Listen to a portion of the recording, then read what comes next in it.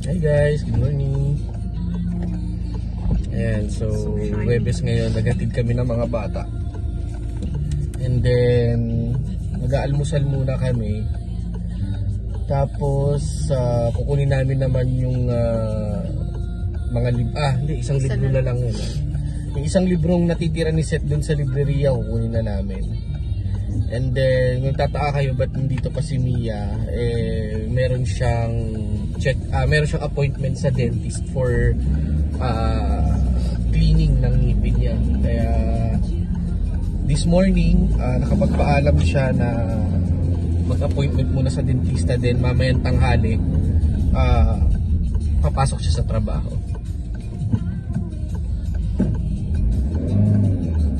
So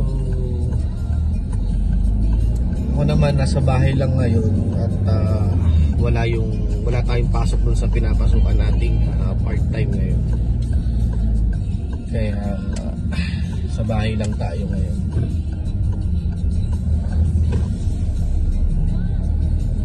Dito lang naman kami mag-aalmusal, dyan lang, malapit lang sa amin. Diretso ko kaya, tapos doon tayo sa gilid. Pwede rin. Pero dinala na namin yung sakyan kasi nga after na mag-almusal, diretso na kami sa libreria para makuha yung libro.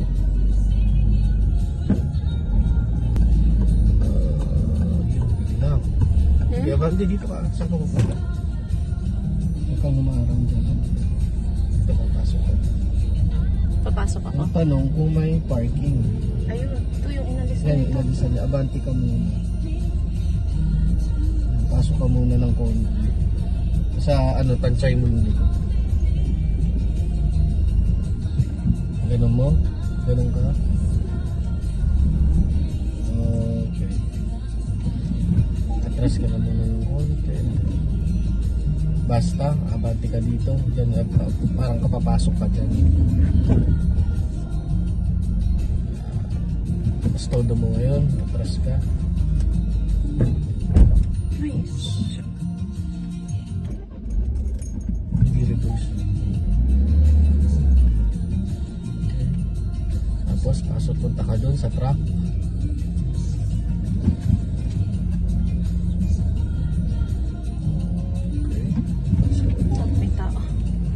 Sige lang, dahan-dahan lang. Yung rangat tiyada. Bawi. Hindi, bawi ka. Todo rin ang bawi.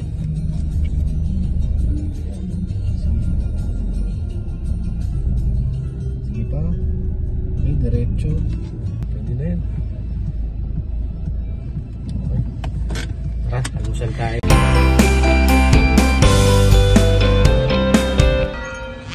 Dito tayo mag-almusal.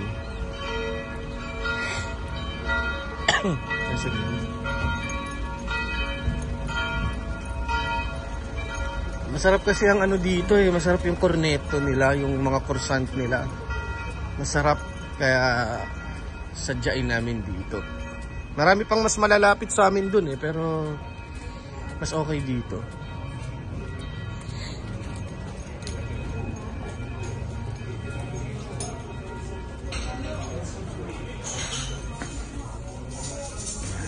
So dito tayo. Sa sarap ng pastries nila dito sa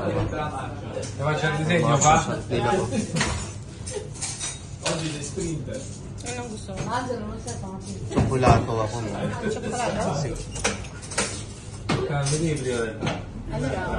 Okay, so yan yung in-order namin ngayon. Pareho kaming cappuccino ni Mia. Tapos dahil walang cornetto al cioccolato. Ito yung kinuha ko. Ano ba to? Fagot. Kasi nakita ko may may Nutella. Kay Mia ito. May parang cream sa ibabaw. Kaya almusal muna tayo. Later ulit guys. Ay, nakapag-almusal na kami. Bilis lang namin, no?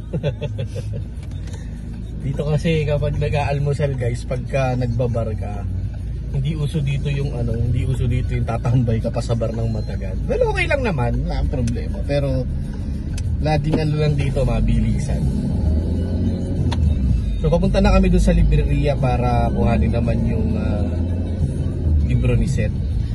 Naghahanap ng parking yan pagka ganyan. Tingnan mo, nakasignal siya. Kaya ang bagal niya.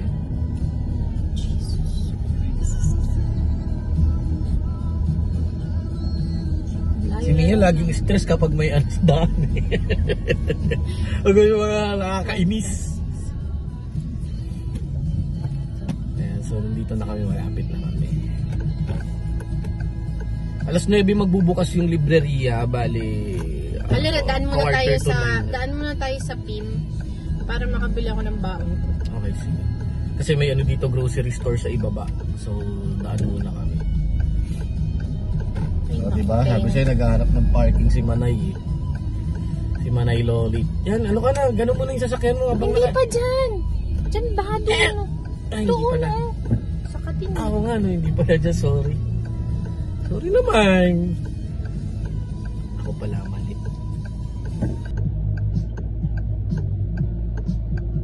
Traffic. Hindi naman dyan lang. Hindi naman. Traffic light. No stoplight. Dito na kami sa grocery.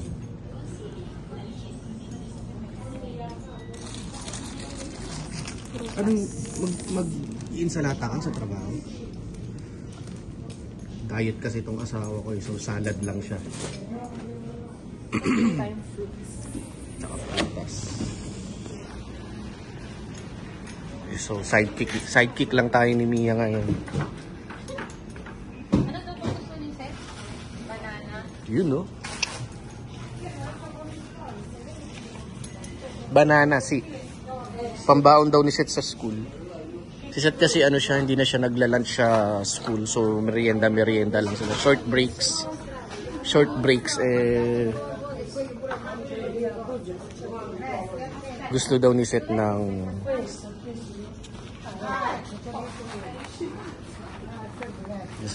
ng saging.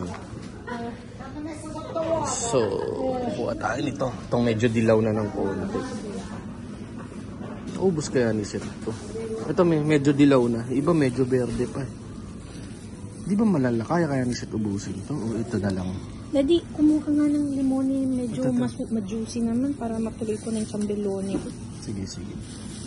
4 pieces pwede na to. Okay. Anong kailangan mo? Limoni. Di ko alam kung hindi ba season ng lemon ngayon. Kasi ilang beses na kami bumili ng lemon. Diyos ko, walang masyadong katas. Alam niyo yun, yung andry ng loob. Marunong mamili kasi. Titigas naman. Di ko alam kung hindi lang ba season ngayon kasi. Kaya ganito ang mga lemon. Medyo dry. Medyo jongit to. Tingnan mo to. Ano na oh. Make sure lang natin na wala siyang ano. Hindi pa siya inaamon. Okay, iwan muna natin itong pinamili dito sa ano. Kotse. Bali pinauna ko na si Mia sa taas para makapila na siya. Kasi may pila yun eh. So dito yung libreriya. Yan dito sa may itaas. So, pasok tayo sa building na to.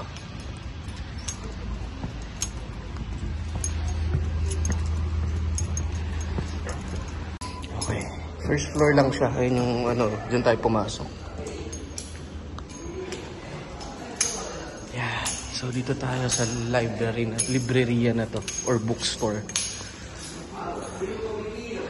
O, di ba may pila na agad, oh.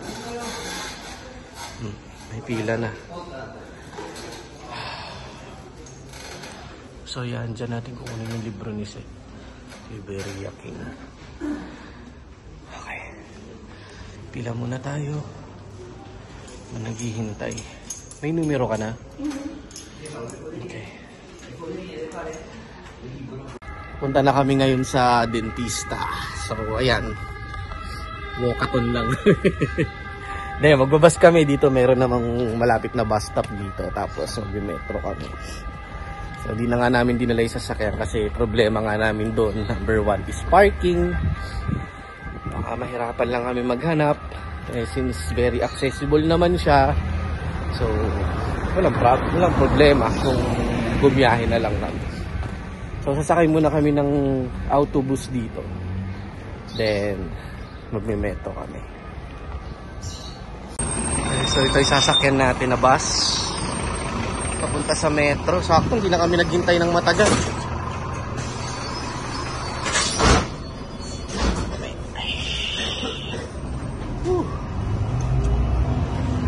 So, ito ang itsura ng bus dito. Dahil di siya humito. Okay, so dito na kami.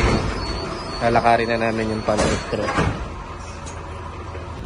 Okay, so we're going to the metro. Balik bus na naman kami ni Mia. Kailangan mapaparte ng dito, Dad. Kaya nga eh. Meron nga sa malayo, medyo lalayo ka ng konti. Dahil ka na kaya sa Savers mamaya. Tingin ka na ng sayo. Si. O kaya doon, pag ginatid kita. Tapos, Kasi minsan wala dyan. O kaya ang pangit. Parang gano'n. So dito rin yung metro station kung saan natin pag hinahatid natin si Mia, o kaya kapag sinusundo natin siya, ito yung metro na yon.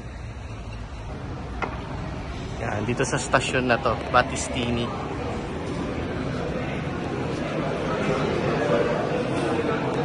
So para makapasok tayo, gagamitin natin yung card natin, metro card, para makapasok tayo.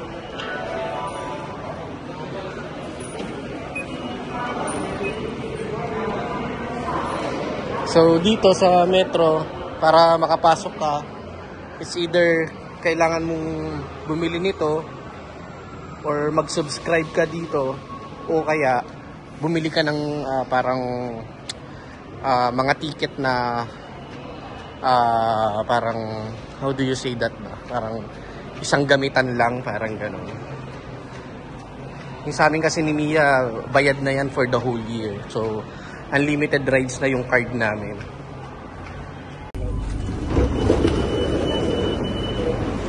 Allora, exit. kailangan natin yung phone natin. Wala mo sa tayo. Sisi. Yung mapa.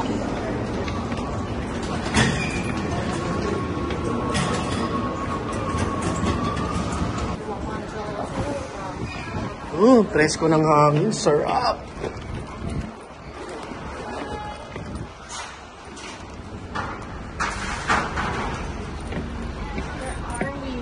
Okay, pangalan ng Yung bagong opisina namin. dito. Kaya telemedicine, di ba tayo ng 490? Masa na tayo? Ano, diretso lang ito. Sakto maraming kapan.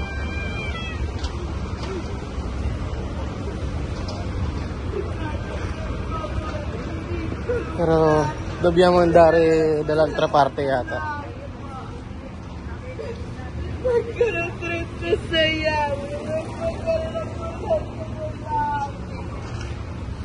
May Starbucks pala dito. Hindi ko alam. Pwede. Starbucks. Okay, so dito tayo. Malapit-lapit na tayo doon sa dentista ni Mia. Kita mo na?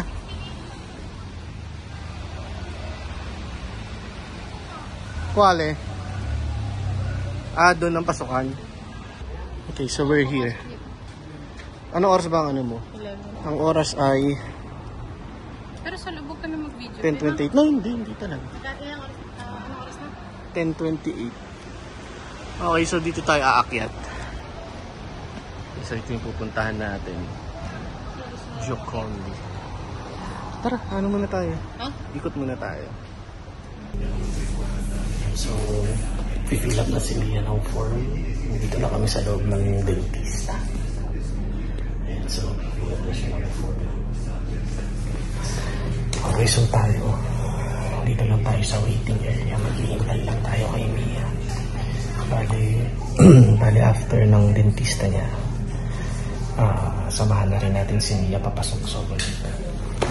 Hatid na rin natin siya bago tayo umuwi. Total, wala naman akong pasok dun sa part-time ko. Wala naman tayong gagawin sa bahay, kaya samahan na natin si Mia. Papasok sa trabaho niya. Ayan na, tapos na si Mia. Grabe, alam nyo ba kung magkano nagastos namin dyan sa... pinastahan ka, di ba? Cleaning ka? Hindi pa kikikilinin. Kumbaga, tapusin muna to. Pag daw na natapos na namin yung ngipin na yun, doon na niya ako kikilinin para minsanan. Okay. So, ang ginawa lang ngayon, yung ngipin niya na may sira, pinastahan muna. And then, ang sabi sa kanya, kapag sumakit, kailangan niya bumalik para i-root canal na yung ngipin niya. Pero pag hindi so siya under sumakit, observation sa ngayon. Pag hindi siya sumakit naman, iaano lang niya, bubuin niya ulit. Parang feeling ko yung pasta na nilagay sa'yo temporary lang. Kasi pag ni-reconstruct yan, tatanggalin niya ulit yung pastang nilagay, tapos bubuin niya yung ngipin mo. Kasi ganun yung ginawa rin sa akin nun sa Pilipinas. Ayun, anyway, yung mabait daw yung dentista, no? Yeah, siya, in love siya sa Pilipinas. Ba't nakapunta na ba siya? Oo. Okay. Pag Pinas na siya, pupunta dito tayo. Dito tayo. Okay. Tapos? Tapos ayun, nagpunta daw siya sa Palawan tsaka sa Zamboanga. Zamboanga ba? Zamboanga. Ang sarap daw ng pagkain, lahat in love daw siya sa pagkain. Kaya, syempre ako pinagyabang ko naman si Pat. Sabi ko, asawa ko ang galing-galing magluto. Sabi ko, talaga, sabi niya gano'n. Humihingi siya ng recipe ng mga niluluto natin. Mahilig daw siya sa gata. Alora, Bicol Express, no? Tapos, sabi ko gumagawa ka ng chili garlic. Yung sabi ko, dinescribe ko yung may crunchy na bawang. Diyos ko, sabi niya. Sabi na ako. Tikman. So, gagawan ko siya. Kaya sa susunod. Hindi, ano kasi, since yun nga, nasabi ni Mia, so baka dala namin sila ng pagkain ng Pinoy. So, pagluluto ko. Kasi, itong dentista na to, nirefer lang kami ni Kuya Mar. Kaya, Kuya Mar, shout out and thank you. Salamat. Pwede naman siguro sabihin, grabe ka naman. So, nung magbabayad na kami, di tinanong namin magkano, although may insurance naman si Mia, no? Well, anyway, so, siyempre, kasi babalik pa rin naman ako, so... babalik pa siya. Pero yung ginawa sa kanya ngayon ay nilibre. So, wala kaming binayaran. So, we'll find out next. Super recommended daw kasi kami ni Kuya Mar, kaya di na kami siguro pinagbayad. At saka, yun nga, siguro nakapag-build ng magandang rapport to si Mia sa dentista. Kaya naman sa susunod na punta namin, dadala namin sila ng pagkain bilang pambawi. And ngayon, hatid na muna natin si Mia sa trabaho niya kasi maaga pa naman. Pero hindi na tayo, after ko siya hatid, uwi na rin tayo kasi kailangan ko ipag-prepare ng tanghalian si Seth. Wala pa kaming tanghalian sa bahay. Alas 11 pasado na rin. Okay, alas 12 na. Alas 12 na ba? Mag-aalas 12 na. Alas 2 pa naman labas ni Seth. Kaya abot pa na. Hey! So, medyo nangangawit na yung kamay ko kaya balitaan na lang tayo ulit mamaya. So guys, update sa ngipin ko. Oo nga pala, kamusta? Ulala, ba't dito to tumatawid? Wow! So far naman okay siya. Syempre may nararamdaman akong konting kirot. Pero hindi siya yung tipong kailangan ko ng dentista right away. Kumbaga sinabihan naman na ako nung dentista na makakaramdam ako ng konting fastidio or it's a little bit bothering pero not to the level na Mommy went to the hindi dentist. ko ma-manage. So ramdam ko na may nerve na medyo alam niyo yun, pero hindi siya yung masakit. So I think na hopefully makapaghintay ako hanggang Huwebes, which is next appointment ko. Hindi siya sumakit. Nang hindi siya sumasakit na hindi ko kaya. Para ang magiging procedure lang is bubuin lang yung ngipin ko na nasira dito sa taas. Dahil ang sabi nga, kung hindi ko kakayanin, then it means na masyado na siyang malapit sa nerve and kailangan siyang i-root canal. So pag hindi siya sumakit, ano na lang ang gagawin? Pag hindi siya sumakit, sabi nga, si reconstruct dente kasi dahil sa cavity at medyo matagal na siya, kinailangan na niyang tanggalin yung cavity at medyo may tawag doon? Nadurog. Anong nadurog na part yung loob? Yung gitna? O yung labas? Hindi, yung labas. Yung mga gilid-gilid niya. So, parang yung nangyari sa siya, ngipin. so kailangan siyang i-reconstruct para kumbaga buo ulit yung ngipin at hindi na siya butas. Sabi din sa akin na I have wisdom tooth coming out from here. Tsaka dito sa taas, may wisdom. Wala namang observation na kailangan tignan dun sa paglabas ng No, kailangan lang sa wisdom tooth ay kailangan ma-monitor siya ng mabuti. Kaya I promised myself na gagawin ko na talaga na every 6 months magpapalinis. Kasi yun na rin yung in-advise ng dentist. Well, actually, kahit sa Pilipinas naman, di ba? Every 6 months ang pagpapaklining talaga. Hindi, tsaka sabi ko kasi dun sa dentista, dati kasi wala tayong, alam mo yun, parang fixed na dentist na masasabi nating we find ourselves okay with that dentist. Parang lang, kailangan actually, balak na nga namin yun ang maging dentista namin. Medyo malayo siya, sa sentro siya, pero pagka gano'n naman kabait yung dentistang makukuha mo, lalo na parang siya sa mga Pilipino, parang he loves Filipino, parang gano'n. Tapos nakarating na nga raw siya sa atin, and nagustuhan niya rin yung mga food natin. Kaya nga sabi ni Mia, one time subukan namin sa Huwebes, pagbalik namin may dala kaming pagkain para sa kanya. Pero alam mo, naisip ko kanina, dala natin siya ng Shanghai na hindi pa luto, tapos siya na lang ang para hindi, alam mo yun, hindi siya makunat. Pwede niyang, pwede niyang i-air fryer. Or pwede rin niyang bala na siya. We're home, guys. Okay. Sa loob na tayo ng bahay magkwentuhan. Baba muna kayo, mahal.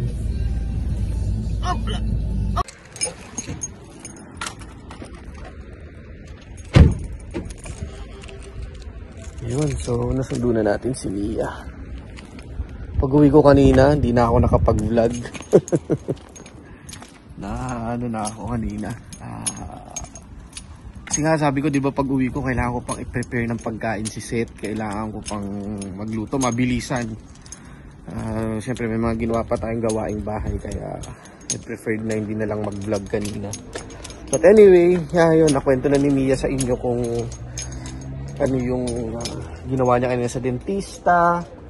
And good news kasi mukhang hindi kailangan i-root canal ng ngipin ni Mia. Siyempre alam naman natin na kapag mas mahirap ang procedure, mas mahal, diba? We're lucky kanina kasi hindi naman kami pinagbayad. Pagbalik namin ni Mia doon, chicken skin ni Mia sa Thursday, doon namin malalaman kung magkano talaga yung babayaran namin. But for sure may babayaran na yun, no? And it seems like yung procedure kanina mukhang nilibre na talaga. Kasi ni-refer na kami nung kaibigan namin, and yung kaibigan namin ay si Kuya Mar, very close siya dun sa dentista na yun. No? Kaya, ayun, kaya rin napag-desisyon na namin na yun nga, dun na rin kami magpa-dentista. Okay? So, kung ano man yung magiging presyo nung magiging procedure ni Mia sa Thursday, hindi naman kami masyadong worried kasi, yun nga, meron siyang insurance. For now, mag-asikaso muna tayo ng bahay at kailangan namin namang mag-dinner. Bukas, balik trabaho na tayong lahat ulit, pati si Mia, pati yung mga bata. Kaya Naririnig niyo yung tumutugtog. So, na-solve na namin yung isang problema ni Seth, di ba? Tungkol dun sa music subject niya. Di ba, sabi nga namin kasi, tatlo lang sila na nag-aaral ng flute and yung kabuuan ng class nag-aaral ng piano. Kaya, tapos yung isang kaklase niyang nag-aaral ng flute, lumipat na rin sa piano, so dalawa na lang sila. Last time silang nag-music, siya lang ang may dala ng flute. Yung isang kasama niya na flute ang pinili, hindi naman nagdala. So, basically, last music subject nila, si Seth lang yung may hawak ng flute. Kaya naman, napaisip na talaga kami ni Mia na bumili ng pianola, no? O yung maliit na piano. Actually, tumingin ako sa marketplace. Kasi ang mga brand new niya, umaabot siya ng mga 90 euro, ganun.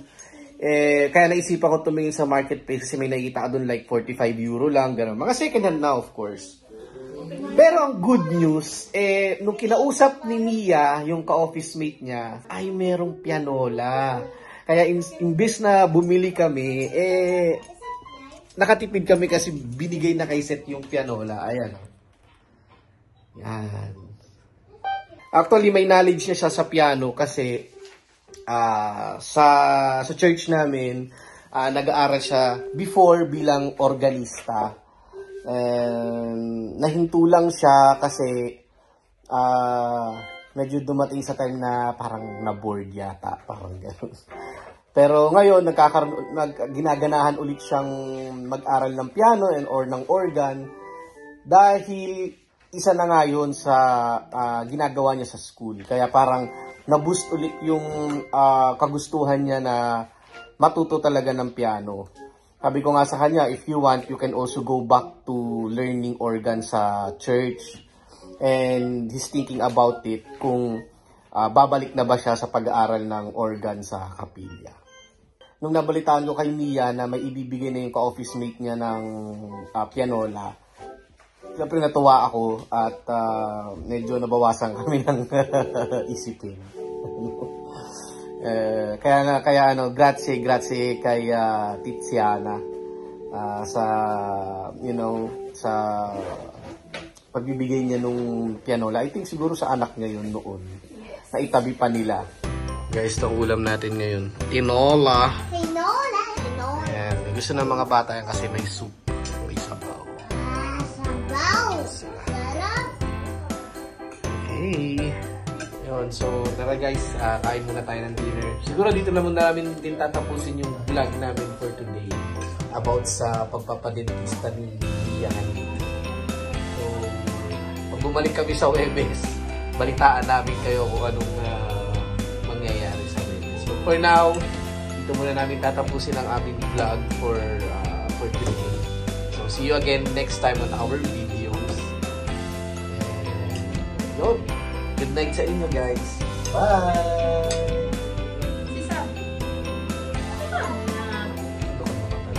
Bye!